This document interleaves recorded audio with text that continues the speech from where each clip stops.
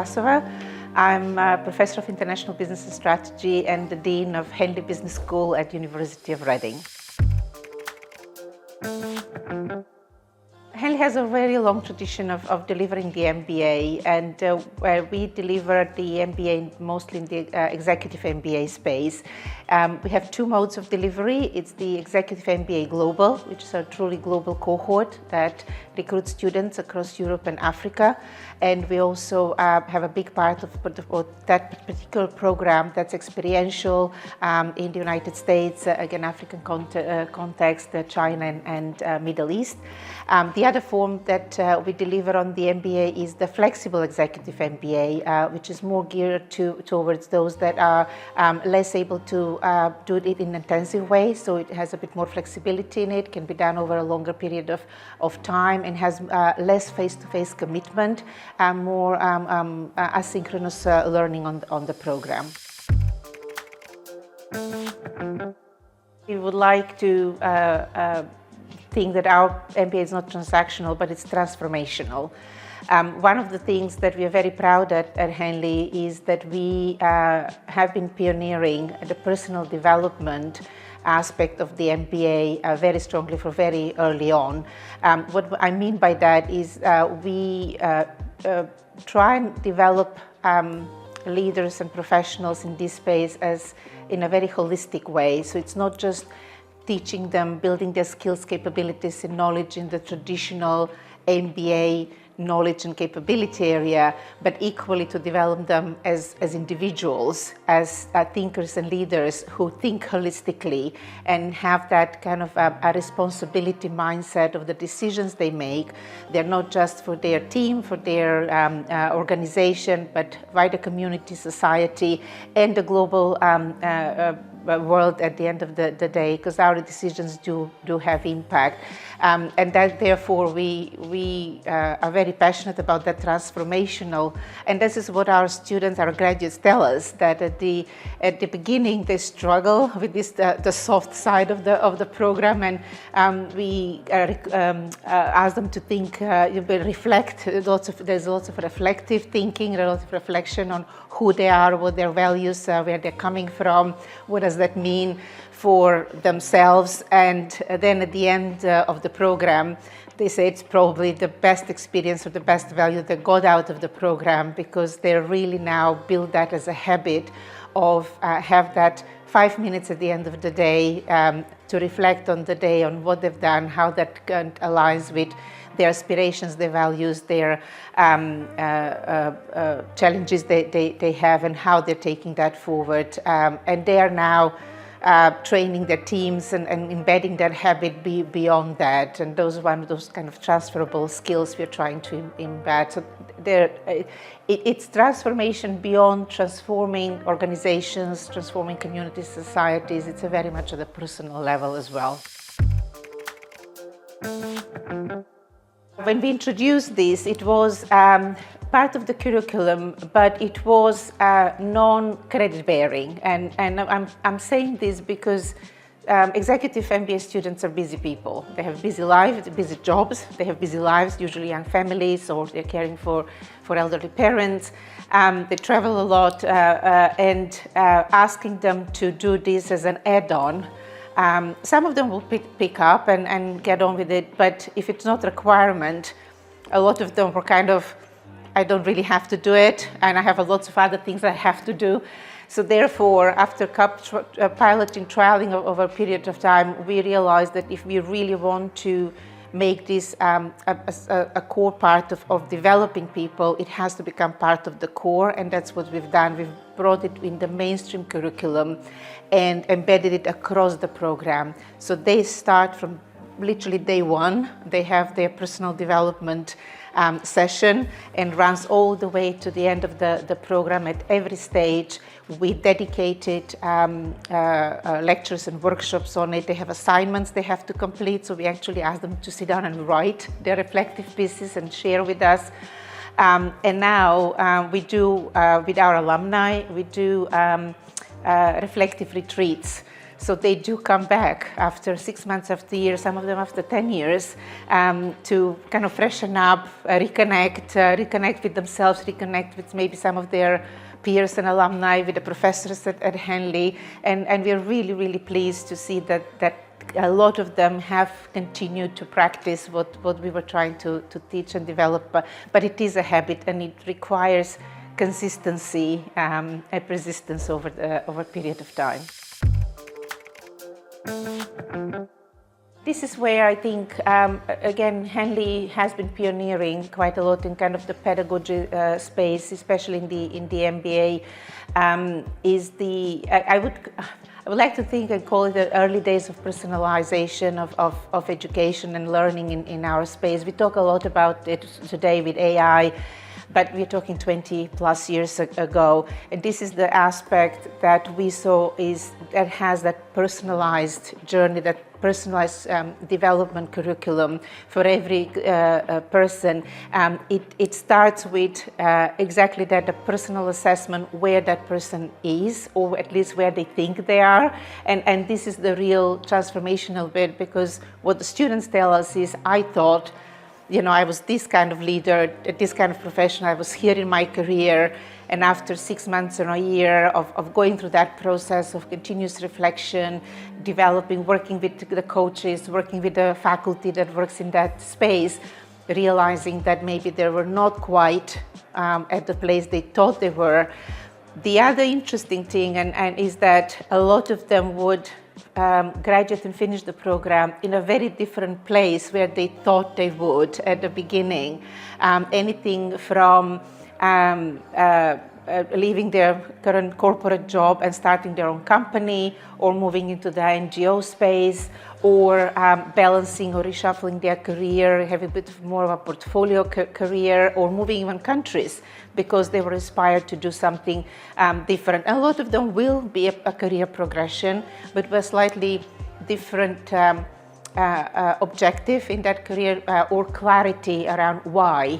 It's not just about the next level of job and the better pay, but also what is it that I'm really trying to do with my work and my career, what is the impact I'm having, and so on and so forth. And this is what we are hearing from them, what they're telling us. It unfortunately does not reflect directly in the rankings, but in a way it does, because it is about their journey and where they're going, and it may not be reflected in a better salary, but it's definitely reflected in them being better leaders and better defined by themselves of what that means for them. The Executive Global MBA is delivered on our beautiful Henley campus and on the banks of the River Thames. And the environment itself is like when you go through the gates, it's just that we say to students now, this is precious, this is your time. And in busy lives, we don't have that luxury. So just take it. Just take the walk by the river, breathe in and out, and just think about why you're doing this. And no matter what was the initial reason, just make sure it is transformational for you personally. And you do that also in a peer group. So another innovation we've done at Henley 30 plus years ago is the syndicate method. While they all belong to the same cohort, they actually are allocated in smaller groups of 7 to 8 people, and they stay together. That's almost like the second family. And we do, regatta is coming end of the month, in every end of June in Henley. Some of them do reunions during the regatta because we do master classes for alumni. They come together, they keep in touch, because that's their safe place, that safe community, that they share the whatever challenges they have, young families, marriages, breakups, whatever it is, job changes. It gives them that additional support, that it's not their job, it's not their family, it's not their friends, it's something that helps them, people who understand what they're going through. The other example I want to share with you is the MBA we deliver in South Africa, which is our largest cohort on the Flexible Executive MBA. We very much position this, and very proud, as a family-friendly MBA. because that's the important aspect. Again, lots of challenges.